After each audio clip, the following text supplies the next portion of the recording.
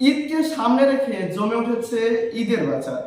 পোশাক, কসমেটিক্স এবং জুতার দোকানে ক্রেতাদের উপচে পড়া ভিড়।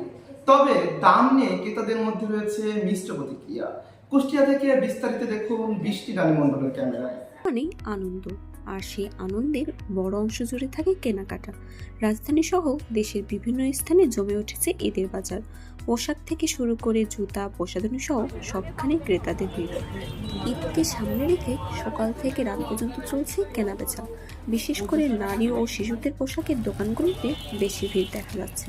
ব্যবসায়ীরা বলছেন, গত বছরের তুলনায় এবার বিক্রি কিছুটা বেড়েছে।